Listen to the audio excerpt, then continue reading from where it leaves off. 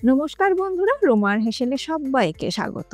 আমার আজকের রেসিপি বাঙালির পছন্দের শীষ পালঙের চচ্চড়ি। গরম গরম সাদা ভাত, রুটি বা খিচুড়ির সাথে খেতে কিন্তু অসাধারণ লাগে। শীষ পালঙের চচ্চড়ি বানানোর জন্য এখানে আমি কিছু সবজি কেটে নিয়েছি।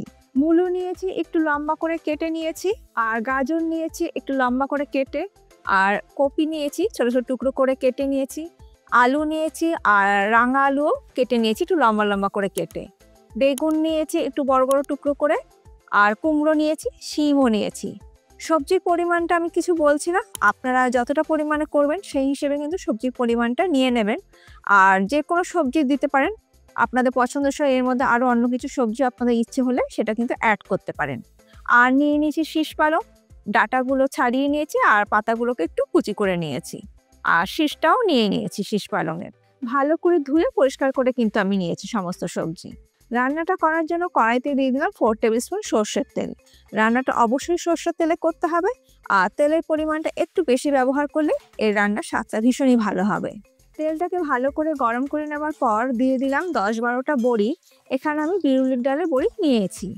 গ্যাসের ফ্লেমটাকে মিডিয়ামে রেখে বড়িগুলোকে একটু লাল লাল কড়া করে ভেজে নেব।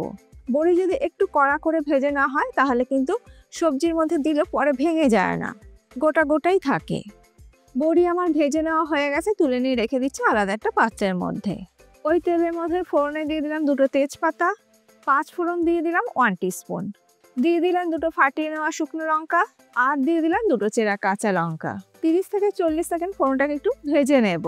ফোড়ন থেকে যখন সুন্দর গন্ধ বেরোতে শুরু করবে তখন আমি এর মধ্যে প্রথমে দিয়ে দিয়েছি আলু আর রাঙা আলু, দুটো একসঙ্গে আমি দিয়ে দিলাম।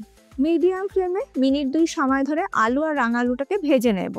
পুজোর দিনে খিচুড়ির সাথে কিন্তু লাবড়া, পাঁচমিশালি সবজি তরকারি বা শীষ পালঙের চচ্চড়ি, এই ধরনের সবজি তরকারি খেতে কিন্তু ভীষণই ভালো লাগে।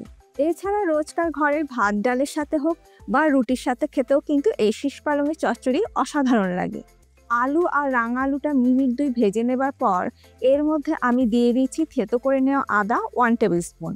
এই ধরনের সবজি তরকারির মধ্যে আদা বাটা ব্যবহার না করে যদি গ্রেট করে নিয়ে বা থেতো করে নিয়ে ব্যবহার করা হয় তাহলে আমার মনে হয় স্বাদটা ভীষণই ভালো হয়। আদাটাকে ভালো করে ভেজে নেবার পর আদার কাঁচা গন্ধটা চলে গেলে এর মধ্যে আমি দিয়ে দিচ্ছি টুকরো করে কেটে নেওয়া গাজর।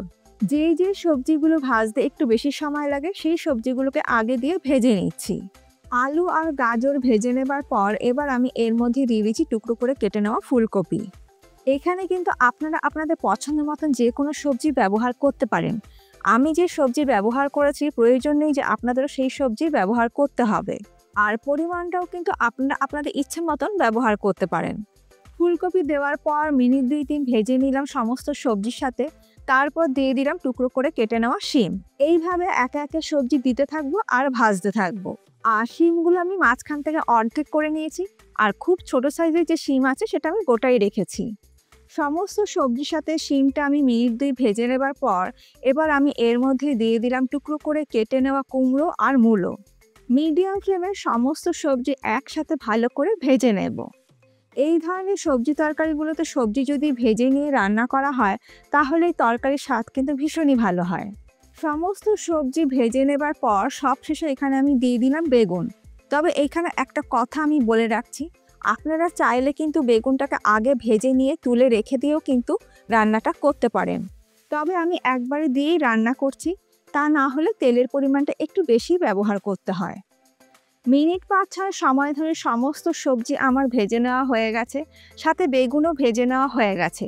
যেহেতু বেগুনটার নরম সবজি তাড়াতাড়ি নরম হয়ে যায়, তার জন্য বেগুনটাকে আমি এখন তুলে নিয়ে আলাদা সরিয়ে রাখছি, পরে ব্যবহার করব। সমস্ত বেগুন আলাদা একটা পাত্রের মধ্যে তুলে নেবার পর বাকি সবজিগুলো আমি মিনিট 2 আবার ভেজে নিলাম। এবার আমি এর মধ্যে দিয়ে দিচ্ছি শীষ পালং, ডাঁটা সমেত পাতা সমস্তটাই একসঙ্গে দিয়ে দিলাম। গ্যাসের ফ্লেমটা এই সময়তে লোতে আছে। দিয়ে দিচ্ছি স্বাদ মতো নুন, আর দিয়ে দিচ্ছি 1/2 টিস্পুন হলুদ গুঁড়ো, আর দিয়ে দিচ্ছি ঝাল লাল লঙ্কার গুঁড়ো 1/2 টিস্পুন। এবার সব কিছু একসাথে ভালো করে মিশিয়ে নেব। এই ধরনের সবজি তরকারির মধ্যে আমি কিন্তু জিরে গুঁড়ো বা ধনে গুঁড়োর ব্যবহার করি না। জিরে গুঁড়ো বা ধনে গুঁড়ো ব্যবহার না করেই এই সবজির স্বাদে কিন্তু সবজি তরকারির স্বাদ ভীষণই ভালো হয়। আর নুন দেওয়ার কারণে কিন্তু সবজির থেকে জল ছাড়তে শুরু করবে, আর সেই জলেই কিন্তু সবজি সুন্দরভাবে সেদ্ধ হয়ে যাবে। আপনারা যদি জিরে গুঁড়ো বা ধনে গুঁড়ো না দিয়ে কোনোদিনও এই রান্নাটা না করে থাকেন, একবার করে দেখবেন, আশা করছি ভালোই লাগবে। এবার গ্যাসের ফ্লেমটাকে লোতে করে দিয়ে ঢাকা দিয়ে একটু অপেক্ষা করব সবজিটা মজার জন্য। মিনিট 3 পর ঢাকাটাকে আমি খুলে নিলাম। দেখতেই পাচ্ছেন নুন দেওয়ার কারণে সবজি থেকে যে অনেকটা পরিমাণে জল ছেড়েছে, আর সেই জলেই সবজি কিন্তু অনেকটা পরিমাণে মজে গেছে। সব কিছু একটু ভালো করে মিশিয়ে দিচ্ছি। এই রান্নাতে কিন্তু আলাদা করে জল দেওয়ার কোনোই প্রয়োজন পড়ে না। আর আলাদা করে যদি জল দিয়ে সবজি সেদ্ধ করে এই তরকারি রান্না করা হয়, তাহলে সেই তরকারির স্বাদ কিন্তু একদমই ভালো হয় না। সবজি কিন্তু বেশ নরম হয়ে গেছে। সব কিছু ভালো করে মিশিয়ে নেবার পর এবার আমি দিয়ে দিলাম যে বেগুনগুলো ভেজে তুলে রেখেছিলাম, সেই বেগুনটাও দিয়ে দিলাম, আর বড়িও আমি দিয়ে দিলাম। সব কিছু ভালো করে মিশিয়ে নেবার পর এবার আমি এর মধ্যে দিয়ে দিচ্ছি 1 মুঠো কোরানো নারকেল। এটা সম্পূর্ণ অপশনাল, আপনাদের ইচ্ছে হলে দিতে পারেন, ইচ্ছে না হলেও নাও দিতে পারেন। আর দিয়ে দিলাম 3টে চেরা কাঁচা লঙ্কা। তবে একবার দিয়ে দেখতে পারেন, দিলে সবজি তরকারির স্বাদটা কিন্তু ভীষণই ভালো হয়।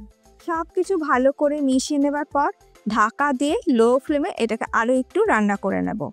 মিনিট 5 ঢাকা দিয়ে রান্না করার পর এবার আমি ঢাকাটাকে খুলে নিলাম, আর দেখুন সবজির থেকে জল বেরোচ্ছে, আর সেই জলেই কিন্তু ধীরে ধীরে সুন্দর সবজি সেদ্ধ হয়ে যাচ্ছে।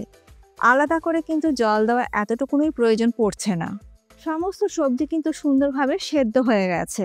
এবার আমি এর মধ্যে দিয়ে দিচ্ছি চিনি। 2 টিস্পুন আমি চিনি দিয়ে দিলাম। এই তরকারি একটু মিষ্টি মিষ্টি হলে খেতে কিন্তু ভীষণই ভালো হয়। সব কিছু ভালো করে মিশিয়ে নিয়ে এটাকে আরেকটু মজিয়ে নেব আমি। মিনিট 3-4 সময় ধরে তরকারিটাকে রান্না করে নেওয়ার পর দেখুন তরকারিটা বেশ মজে গেছে, বেশ একটা মাখো মাখো হয়ে এসছে। আমাদের শীষ পালংয়ের চচ্চড়ি কিন্তু অলমোস্ট ডান। এবার এটাকে আমি নামিয়ে নেব। গ্যাসের ফ্লেমটাকে আমি বন্ধ করে দিয়েছি। আজকে আমার এই শীষ পালংয়ের চচ্চড়ির রেসিপি আপনাদের কেমন লাগলো অবশ্যই জানাবেন। ভালো লাগলে পুজোর দিনের খিচুড়ির সাথে বানিয়ে নিই, আর আপনাদের কীরকম লেগেছে সেটা অবশ্যই জানাতে ভুলবেন না। রেসিপি যদি ভালো লাগে তাহলে সবার সাথে একটু শেয়ারও করে নেবেন। আজ তাহলে এই পর্যন্ত, আবার দেখা হবে নতুন কোনো ভিডিওর সাথে। ভালো থাকবেন, সুস্থ থাকবেন, ধন্যবাদ।